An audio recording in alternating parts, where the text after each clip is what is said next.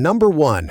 Ethernet. Alex had always used Wi-Fi. No cables, no setup, just connect and go. Then one day, while looking at the back of his PC, he noticed a large rectangular port that looked suspiciously like an oversized phone jack. That was Ethernet. Officially, the connector is called RJ45. Alex plugged a cable directly from his router into his computer and immediately understood why gamers and streamers swear by it. Unlike Wi-Fi, Ethernet doesn't convert your data into radio signals and back again. The connection is direct. Lower latency, more stability, fewer random disconnects. For competitive gaming, large downloads, or any task where consistency matters, Ethernet remains one of the simplest performance upgrades you can make. But Ethernet wasn't the only port Alex had ignored for years. Number 2, audio jack. The next port Alex looked at was much smaller, a tiny circular hole that most people barely think about anymore, the 3.5mm audio jack.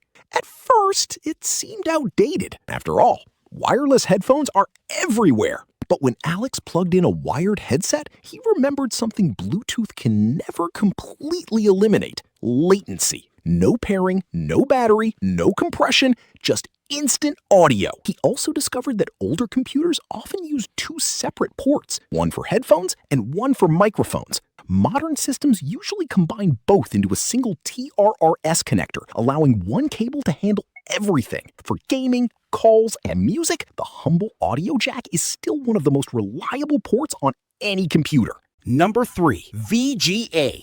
As Alex continued looking around the back of his computer, he found something that looked completely different. A large blue connector. 15 pins, 3 rows. It looked ancient. And honestly, it kind of is. This was VGA. For years, VGA was the standard way to connect computers to monitors and projectors. Schools used it. Offices used it. Almost every desktop had one. But Alex quickly learned why it eventually disappeared. VGA is an analog connection. That means the image isn't transmitted as perfect digital data like modern ports. Instead, quality can degrade over the cable. Images may look softer, colors may appear less accurate, and unlike modern display connections, VGA only carries video, no audio. If you wanted sound, you'd need a second cable. It can technically reach 1080p resolution, but compared to modern standards, it doesn't look particularly sharp. Today, VGA survives mostly on older hardware and projectors, and while it can still get the job done, Alex realized technology had clearly moved on. Fortunately, its replacement was sitting right next to it.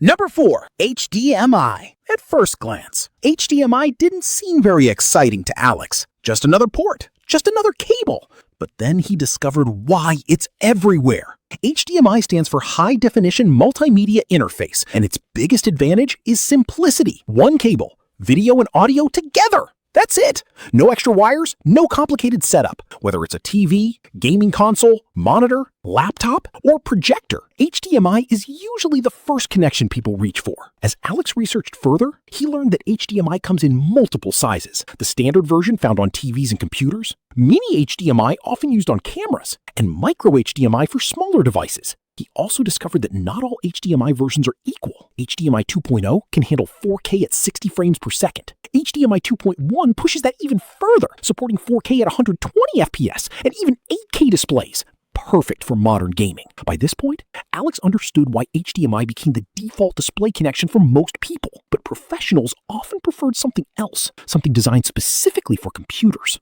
Number 5, DisplayPort. When Alex first saw DisplayPort, he almost mistook it for HDMI. The shape looked similar, the size looked similar, but one corner was cut at an angle. That tiny detail revealed an important difference. DisplayPort was built specifically for computers, and that changes everything. While HDMI focuses on compatibility across many devices, DisplayPort focuses on getting the most out of monitors. As Alex explored its features, one stood out immediately: daisy chaining. Instead of running separate cables to multiple displays, you can connect one monitor to another and another, all from a single DisplayPort connection. For developers, video editors, traders, or anyone running multiple monitors, that's incredibly useful. DisplayPort also supports high resolutions and refresh rates. Modern versions can handle 4K at 120 FPS and even 8K displays with HDR support. The more Alex learned, the more he realized something. HDMI is great for almost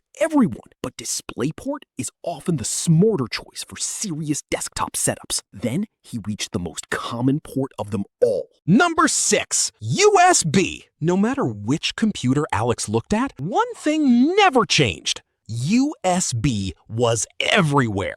Keyboards, mice, flash drives, printers, phones, everything seemed to connect through USB. And that's exactly why it exists. Before USB became popular in the late 1990s, computers were a mess of different connectors. Different devices often needed completely different ports. USB changed that. One standard. Almost everything connected through it. As Alex dug deeper, he discovered how much USB had evolved. Type A was the original rectangular connector everyone knows. Micro USB dominated phones for years. Then came USB-C. Smaller, reversible, much faster, and capable of carrying power, data, and even video through a single cable. Speed increased dramatically too. USB 2.0 handled basic tasks. USB 3 made file transfer significantly faster, and USB 4 can reach up to 40 gigabits per second. At this point, Alex realized something surprising. Number 7. Thunderbolt. Alex noticed something strange. Some USB-C ports had a tiny lightning bolt symbol next to them. Others didn't. At first, he assumed it was just branding. It wasn't. That symbol meant Thunderbolt, and Thunderbolt takes everything USB-C can do and pushes it to the extreme. Built by Intel,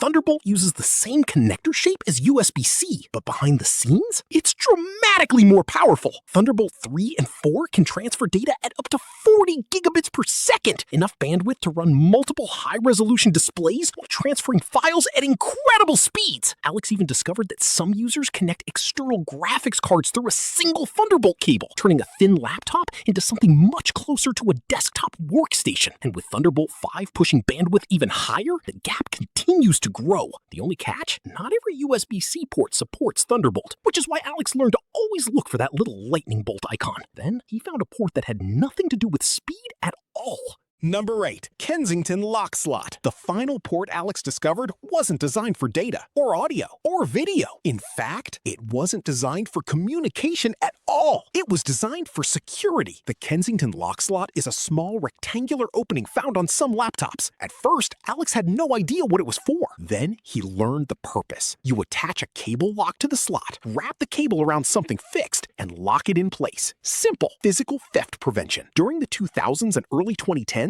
these locks were everywhere. Offices used them, schools used them, libraries used them. But as laptops became thinner, many manufacturers removed the slot entirely. At the same time, digital threats became more common than physical theft. Remote tracking, remote wipe, encryption, these tools became more important than a steel cable. Still, if your laptop has the slot and you regularly work in public places, it remains a simple layer of protection. And with that, Alex had finally explored every major port on a modern computer. Conclusion. When Alex started this journey, most of these ports looked like random holes in a piece of metal. Now, they all made sense. Ethernet for stable networking, audio jacks for instant sound, VGA for legacy hardware, HDMI and DisplayPort for displays, USB for almost everything, Thunderbolt for maximum performance, and Kensington locks for physical security. Each one was designed to solve a specific problem, and understanding those differences makes choosing the right hardware much easier. So now we're curious, which port do you think is the most important in 2025? And is there an old port you wish manufacturers would bring back? Let us know in the comments. And if this video helped you understand your computer a little better, leave a like and subscribe for more simple tech explanations every week.